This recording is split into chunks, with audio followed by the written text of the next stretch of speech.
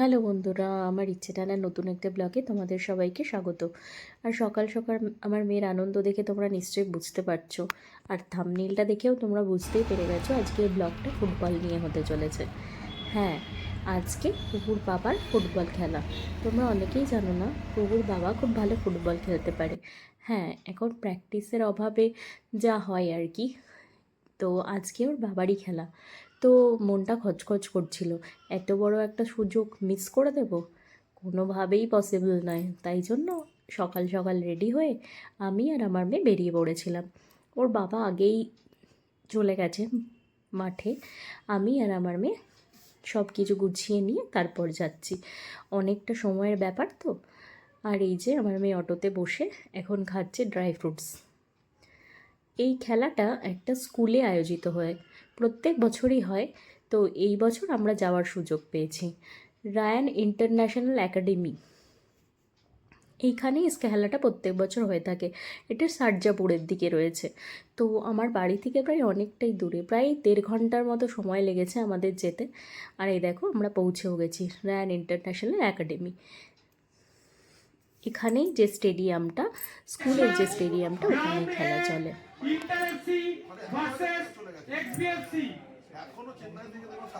Ground B, ground B, mariners Bangalore 2 versus VSSFC. I repeat. আসলে আমার husband একটা টিমের সাথে যুক্ত। এটা একটা ফুটবল টিম যেটার নাম হচ্ছে ইস্ট বেঙ্গল ইন ব্যাঙ্গালোর। এই টিমটার সাথেই ও যুক্ত। তো সেখানে মানে ওরাই এই খেলাটাকে সবাই মিলে অনুষ্ঠিত করেছিল। খুব ভালো ব্যবস্থা, খাওয়া দাওয়ারও ব্যবস্থা ছিল দুপুরে। আর দূরে ড্রেসিং রুমও রয়েছে।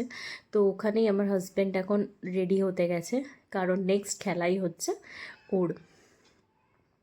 তো এই যে আমার আর কুহুর সুপার হিরো চলেছে মাঠের দিকে। All the best for him. আর কুহুও দেখলাম বিশাল এক্সাইটেড। আমি জানি না ও কতটা কি বুঝতে পারছে, অবভিয়াসলি বুঝতে পারছে না, বাট তাও ও বাবাকে খেলতে যেতে দেখছে, মাঠে খেলছে ওর বাবা, ওটাই ওর কাছে একটা আনন্দের।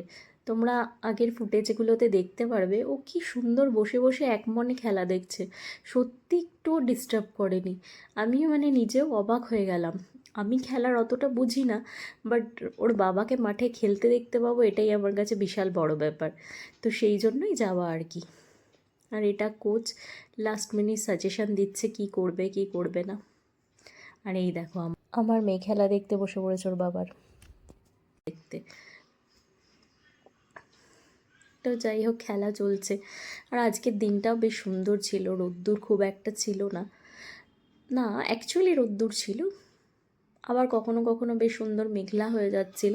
তো সব মিলিয়ে মিশিয়ে ওয়েদারটা বেশ ভালোই ছিল। আর তোমরা যারা যারা ব্লগ দেখছো তারা অবশ্যই কমেন্টে জানিও তো কাদের কাদের ফুটবল খেলা দেখতে ভাল লাগে, বা কারা কারা ফুটবল খেলতে পছন্দ করো। আমি খুব একটা দেখিও না, আর খুব একটা বুঝিও না, বাট ওই ওর বাবাকে দেখতে পাচ্ছি খেলতে, এটাই আমাদের কাছে বিশাল বড় ব্যাপার, তাই জন্যই আর কি যাওয়া। কুও খুব মনোযোগ সহকারে খেলা দেখছে।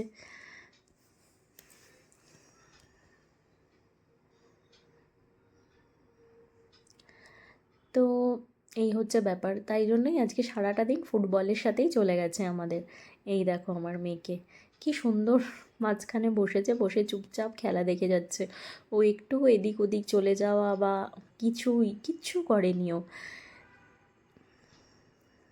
আমরা এখানে এসে অনেকটাও ফাঁকা জায়গা পেয়েছে, ওটাও ওর কাছে অনেক আনন্দ। যখন বাবা খেলছিল না ওর, তখন ও ওই ফাঁকা জায়গাটাতে ঘুরে বেড়াচ্ছে, এদিক ওদিক চলে যাচ্ছে।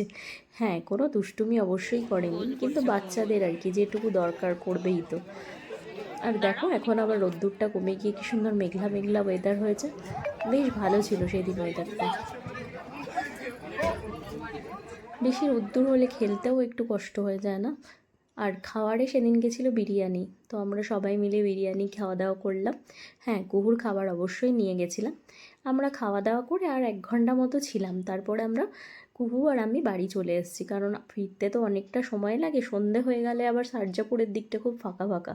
তাই তো কেমন লাগলো আমাকে অবশ্যই জানিও।